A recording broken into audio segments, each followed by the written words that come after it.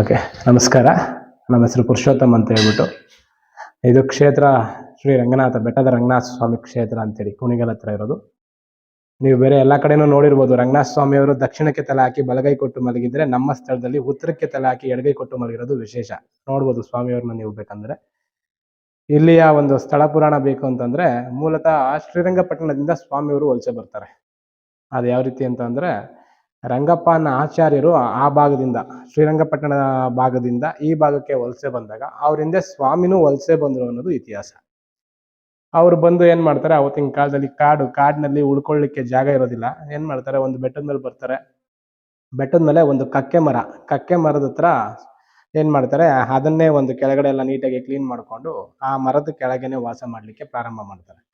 ಅಲ್ಲಿ ಪ್ರಾರಂಭ ಮಾಡಕ್ಕೆ ಬಂದಂತ ನಂತರದಲ್ಲಿ ಏನಾಗುತ್ತೆ, ಅವತ್ತಿನ ಕಾಲದಲ್ಲೆಲ್ಲ ಕಾಡು ಜನಗಳು ಏನ್ ಮಾಡ್ತಿದ್ರು ಅಂದ್ರೆ, ಸೌದೆಯನ್ನ ಕಡಿದು ಅದನ್ನ ತಗೊಂಡೋಗಿ ಸಿಟಿಗಳ ಕಡೆ ಮಾರಿ ಅದರಲ್ಲಿ ಬಂದಂತ ಹಣದಲ್ಲಿ ಅವ್ರ ಜೀವನವನ್ನ ನಡೆಸ್ತಾ ಇರ್ತಾರೆ. ಅವ್ರಿಗೆ ಗೊತ್ತಿರೋದಿಲ್ಲ. ಬರ್ತಾರೆ ಅವರು ಕಾಡು ಜನಗಳು ಬಂದು ಇಲ್ಲಿ ಏನ್ ಮಾಡ್ತಾರೆ, ಆ ಮರನ ನೋಡ್ತಾರೆ, ಏನೋ ಕಾಡು ಸೌದೆ ಮರ ಅಂದ್ಬಿಟ್ಟು ಏನ್ ಮಾಡ್ತಾರೆ, ಬಂದು ಕಡ್ದು ಬಿಡ್ತಾರೆ. ಇವ್ರು ರಂಗಪ್ಪ ಅನ್ನೋರ್ ಆಚಾರ್ಯರು ಏನ್ ಮಾಡ್ತಾರೆ, ಕಡ್ದಂತ ಕಾಲದಲ್ಲಿ ನೀವು ಬೇರೆ ಯಾವುದೇ ಮರಗಳನ್ನ ಕಡಿದ್ರೂ ಗೊತ್ತಾಗುತ್ತೆ. ಬೇರೆ ಯಾವುದೇ ಮರ ಕಡಿದ್ರೂ ಸ್ವಲ್ಪ ವೈಟ್ಗೆ ಹಾಲ್ ತರ ಬರುತ್ತೆ. ಕಕ್ಕೆ ಮರ ಕಡಿದ್ರೆ ಕೆಂಪಗ್ ಬರುತ್ತೆ, ರಕ್ತ ಬಂದಂಗೆ ಬರುತ್ತೆ. ಇದೇನಪ್ಪ ಈ ತರ ಈ ರೀತಿ ಬರ್ತಾ ಇದೆ, ರಕ್ತ ಬಂದಂಗೆ ಮನಷ್ಟು ಕಡದಂಗೆ ಬರ್ತಾ ಇದೆಯಲ್ಲ ಅಂತ ಹೇಳಿದಾಗ ಆ ಮರನ ಅಲ್ಲೇ ಬಿಟ್ಬಿಟ್ಟು ಹೋಗ್ಬಿಡ್ತಾರೆ. ಏನಿದು ಈ ತರ ಆಗ್ತಾ ಇದೆ ಅನ್ಬಿಟ್ಟು. ಅದಾದ ನಂತರ ರಂಗಪ್ಪ ಅವ್ರು ಬಂದು ನೋಡ್ತಾರೆ, ಮರ ಕಡ್ದಿರ್ತಾರೆ. ಅದನ್ನ ನೋಡಿದಾಗ ಅವ್ರಿಗೆ ಸ್ವಲ್ಪ ಗಾಬರಿ ಆಗುತ್ತೆ. ಯಾಕಂದ್ರೆ ಆ ಮರದಲ್ಲಿ ಸ್ವಾಮಿಯವರು ಐಕ್ಯವಾಗಿರ್ತಾರೆ. ಆ ರಂಗಪ್ಪನ ಆಚಾರ್ಯರು ಅವರ ಮನಸ್ಥಿತಿಗೆ ಬಂದಂತೆ ಸ್ವಾಮಿಯವರ ಒಂದು ಕೆತ್ತನೆಯನ್ನ ಆ ಮರದಲ್ಲಿ ಮಾಡಿರ್ತಾರೆ. ಅದೇನಾಗುತ್ತೆ, ಕಡ್ದ ನಂತರ ಸ್ವಾಮಿಯವ್ರು ಪ್ರಾರ್ಥನೆ ಮಾಡ್ಕೋತಾರೆ, ನೋಡಪ್ಪ ಈ ತರ ಕಡ್ದು ಬಿಟ್ಟಿದ್ದಾರೆ, ಮುಂದೆ ಇದನ್ನ ಯಾವ ರೀತಿ ನೀವು ಪೂಜೆ ಮಾಡಬೇಕು ಅಂತ ಹೇಳ್ತೀರಾ ಅದೇ ರೀತಿಯಾಗಿ ನಾವು ಪೂಜೆಯನ್ನ ಮಾಡ್ತೀವಿ ಅಂತ ಹೇಳ್ಬಿಟ್ಟು ಏನ್ ಮಾಡ್ತಾರೆ, ಅದನ್ನ ಯಾವ ರೂಪದಲ್ಲಿ ನೀನು ತಗೊಂಡೋಗಿ ಎಲ್ಲಿ ಇಟ್ಕೊಂಡು ಪೂಜೆ ಮಾಡ್ಬೇಕು ಅಂತ ಹೇಳ್ತೀಯ ಅವಾಗ ಮಾಡ್ತೀನಪ್ಪ ಅಂತ ಹೇಳ್ತಾರೆ. ಅದಾದ ನಂತರ ಸ್ವಾಮಿ ಒಂದು ಪ್ರಾಣಿ ರೂಪದಲ್ಲಿ ತಗೊಂಡ್ಬಂದು ಈ ಸನ್ನಿಧಾನದಲ್ಲಿ ಇಡ್ತಾರೆ. ಹಾಗಾಗಿ ಅದನ್ನ ಕಕ್ಕೆ ಮರ, ಅದೇ ಕಕ್ಕೆ ಮರ, ಅದು ನಾವು ದೇವಸ್ಥಾನದ ಒಳಗಡೆ ಇಟ್ಕೊಂಡಿರ್ತೀವಿ. ಮೂಲತಃ ಅವರು ರಂಗನಾಥ ಸ್ವಾಮಿಯವರ ಕೈಯಿಂದ ಪ್ರತಿಷ್ಠಾಪನೆ ಆದಂಥದ್ದು. ಇಲ್ಲಿ ತಂದು ಇಟ್ಟಿರೋದು ರಂಗನಾಥ ಸ್ವಾಮಿಯವರು, ಅದಕ್ಕೆ ಫಸ್ಟ್ ಪೂಜೆ. ಅದಾದ ನಂತರ ಕಾಲಕ್ರಮೇಣ ಇಲ್ಲಿ ಸ್ವಾಮಿಯವರು ಎಡಗೈ ಹಾಕಿ ಮಲಗಿರೋ ತರ ಗೋಚರ ಆಗಿರುತ್ತೆ. ರಂಗನಾಥ ಸ್ವಾಮಿಯವರು ಎಡಗೈ ಕೊಟ್ಟು ಮಲಗಿರೋದು ಗೋಚರ ಆಗಿರುತ್ತೆ. ಅದೇ ರೀತಿಯಾಗಿ ಬಂದಂತ ಜನಗಳಿಗೆ ಇಲ್ಲಿ ಹೇಳಿರ್ತಾರೆ ರಂಗಪ್ಪನ ಆಚಾರ್ಯರು, ಈ ತರ ಸ್ವಾಮಿ ಎಡಗೈ ಕೊಟ್ಟು ಮಲಗಿರೋ ತರ ನಮಗೆ ಗೋಚರ ಆಗಿದೆ ಅಂತೆಲ್ಲ ಹೇಳಿದಾಗ ಕ್ರಮೇಣ ಅವರು ವಯಸ್ಸಾಯ್ತಾ ಬರ್ತೈತೆ.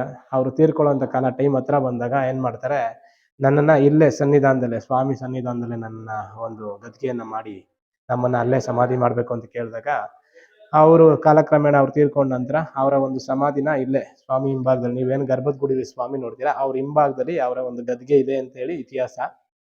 ಅದಾದ ನಂತರ ಮುಂಚೆ ಎಲ್ಲ ಆ ಗದ್ಗೆಗೆ ಪೂಜೆ ನಡೀತಾ ಇತ್ತು ಅಂತ ಹೇಳ್ತಾರೆ. ಅದಾದ ನಂತರ ಅವ್ರೇನ್ ಮಾಡ್ತಾರೆ, ಗದ್ಗೆಗೆ ಏನು ಪೂಜೆ ಮಾಡೋದು, ಅವ್ರು ಹೇಳಿದ ರೀತಿನಲ್ಲಿ ಒಂದು ಸ್ವಾಮಿಯವ್ರನ್ನ ಕೆತ್ತನೆ ಮಾಡ್ಬಿಟ್ಟು ಮುಂದೆ ಒಂದು ಪ್ರತಿಷ್ಠಾಪನೆ ಮಾಡೋಣ ಅಂತೇಳಿ ಎಡಗೈ ಹಾಕಿ ಮಲಗಿರೋ ತರ ಸ್ವಾಮಿಯವರ ಆಕಾರನ ಒಂದು ಕೆತ್ತನೆ ಮಾಡ್ತಾರೆ. ಅದಾದ ನಂತರ ಅದನ್ನ ಎತ್ತಿ ನಿಲ್ಲಿಸಕ್ಕೆ ಪ್ರತಿಷ್ಠಾಪನೆ ಮಾಡಬೇಕು. ಬಂದು ನೋಡ್ತಾರೆ ಅವಾಗ, ಅಂದ್ರೆ ನೀವೇನು ಒಳಗಡೆ ಕಂಬ ನೋಡ್ತಾ ಇದ್ದೀರಾ, ಆ ಕಂಬದಕ್ಕಿಂತ ಮೇಲೆ ಒಳಗಡೆ ಆ ಬೃಂದಾವನ ಬಿಟ್ಟು ಮೇಲೆ ಒಳಗಡೆ ಏನು ಕಂಬ ಕಾಣಿಸುತ್ತೆ ಅಷ್ಟೇ ಕಂಬ ದೇವಸ್ಥಾನದ ಮೇಲಕ್ಕಿದೆ. ಅದನ್ನ ಎತ್ತಿ ನಿಲ್ಸೋದಕ್ಕೆ ಕಷ್ಟ ಆಗುತ್ತೆ. ಏನ್ ಮಾಡ್ತಾರೆ, ಬಂದು ಬೆಳಗ್ಗೆ ನೋಡ್ಕೋಣ ಪ್ರತಿಷ್ಠಾಪನೆ ಟೈಮ್ಗೆ ಅಂತೇಳಿ ಬಿಟ್ಟು ಹೋದಾಗ ಬೆಳಗ್ಗೆ ಬಂದು ನೋಡೋ ಅಷ್ಟೊತ್ತಿಗೆ ಇಲ್ಲಿ ಸ್ವಾಮಿ ಕಂಬ ನಿಂತಿತ್ತು, ಉಡ ಪ್ರಾಣಿಗಳು ಹಾಡ್ತಿದ್ವು ಅನ್ನೋದೊಂದು ಇತಿಹಾಸ. ಅದನ್ನ ನೋಡಿದಂಥವ್ರು ಹುಡುಮುಡಿ ಬೆಟ್ಟದ ರಂಗನಾಥ ಸ್ವಾಮಿ ಅಂತೇಳಿ ಕರೆಯಕ್ಕೆ ಸ್ಟಾರ್ಟ್ ಮಾಡ್ತಾರೆ. ಅವತ್ತಿನಿಂದನೂ ಸ್ವಾಮಿಯವರು ಹುಡುಮುಡಿ ಬೆಟ್ಟದ ರಂಗನಾಥ ಸ್ವಾಮಿ, ಬೆಟ್ಟದ ರಂಗ, ಗಾಳಿರಂಗ, ಈ ತರ ಎಲ್ಲಾ ಒಂದು ಹೆಸರುಗಳನ್ನ ತಗೊಂಡು ಇಲ್ಲಿ ಬಂದಂತ ಜನಗಳ ಕಷ್ಟನ ಒಡೆಯೋದ್ರಲ್ಲಿ ಬಹಳ ಒಂದು ಒಳ್ಳೆ ಕೆಲಸಗಳನ್ನ ಮಾಡ್ತಾ ಇದ್ದಾರೆ. ಹಾಗಾಗಿ ಅದು ನಂತರ ಇಲ್ಲಿ ಸ್ವಾಮಿಲಿ ಹೂ ಕೇಳೋದೊಂದು ಪದ್ಧತಿ ಇದೆ. ಹೂ ಕೇಳೋದು ಪ್ರತಿ ಒಂದು ವಿಚಾರಕ್ಕೂ, ಯಾವ್ದಾದ್ರೂ ಆಗಿರ್ಬೋದು, ಕಚೇರಿ ವಿಚಾರ ಆಗಿರ್ಬೋದು, ಸಂತಾನ ವಿಚಾರ ಆಗಿರ್ಬೋದು, ಇನ್ನೊಂದಾಗಿರ್ಬೋದು, ಏನೇ ಒಂದು ವಿಚಾರಕ್ಕೂ ಗಾಳಿ ಸೋಂಕು. ಇನ್ನೊಂದು ವಿಶೇಷವಾಗಿ ಏನಪ್ಪಾ ಅಂದ್ರೆ, ಗಾಳಿ ಸೋಂಕಿಂದು ಮಾತ್ರ ಬಹಳ ವಿಶೇಷವಾಗಿದೆ ಇಲ್ಲಿ ಸ್ವಾಮಿ. ಯಾವುದೇ ರೀತಿಯಾದಂತ ಗಾಳಿ ಆಗಿರ್ಬೋದು, ಸೋಂಕಾಗಿರ್ಬೋದು, ಇನ್ನೊಂದಾಗಿರ್ಬೋದು, ಎದುರಿರೋದಾಗಿರ್ಬೋದು, ಆ ಥರದ್ದು ಏನೇ ಇದ್ರು ಅವನ್ನೆಲ್ಲ ಇಲ್ಲಿ ಹಿಡಿದಿಡ್ಕೊಳಕ್ಕಂತ ಕೆಲಸವನ್ನ ಸ್ವಾಮಿ ಮಾಡ್ತಾರೆ. ಹಾಗಾಗಿ ಇಲ್ಲಿ ಸ್ವಾಮಿಗೆ ಬರ್ತಕ್ಕಂಥ ಭಕ್ತರುಗಳ ಸಂಖ್ಯೆ ಜಾಸ್ತಿ ಆಗಿದೆ. ಅದೇ ತರ ಸಂತಾನದ ವಿಚಾರದಲ್ಲಿ ಏನೇ ವಿಚಾರ ಇದ್ರು ಸ್ವಾಮಿಯಲ್ಲಿ ಪ್ರಸಾದ ಕೇಳೋದೊಂದು ಪದ್ಧತಿ. ಅದು ಎಡಬಲ ಪ್ರಸಾದಗಳನ್ನ ಮುಡಿಸಿರ್ತೀವಿ.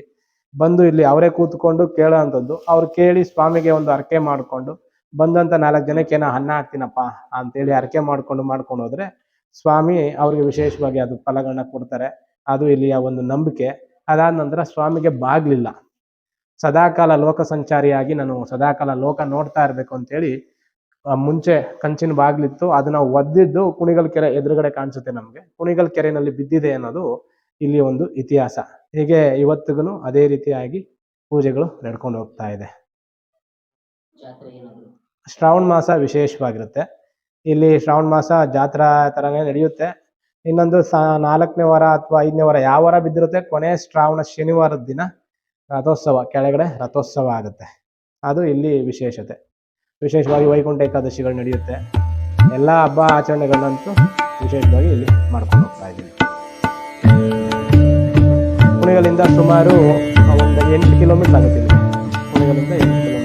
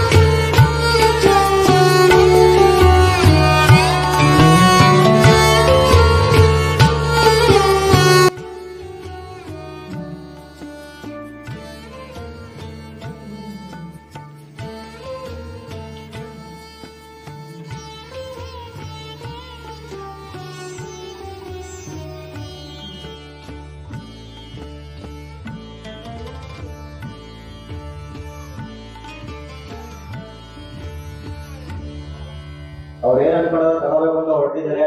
ದೇವರ ಒಳ್ಳೇದ್ ಮಾಡ್ಕೊಡ್ತೀನಿ, ಏನೋ ತೊಂದರೆ ಇಲ್ಲ, ತಗೊಳ್ಳಿ ನಾನು ದೇವರ ಮಾಡ್ಕೊಡ್ತೀನಿ ಅಂತಂದ್ರೆ ಬರಬಾರ್ದು ಕೊಡಿ, ಬೇಡ ಅಂದ್ರೆ ಹೇಳ್ಕೊಡ್ತೀನಿ, ಬರಬಾರ್ದು ಕೂಡ ಮಾತ್ರ ನಡೀತೀನಿ.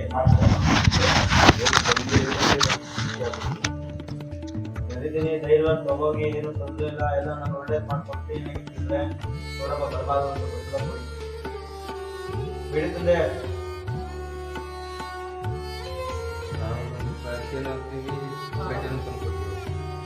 ಬಿಟ್ಬಿಡಪ್ಪ, ಏನೋ ತೊಂದರೆ ಇಲ್ದೇನೆ ಅಂತ ಒಳ್ಳೆ ಮಾಡ್ಕೊಡ್ತೀನಿ, ಧೈರ್ಯ ಹೋಗಿ ನೀವು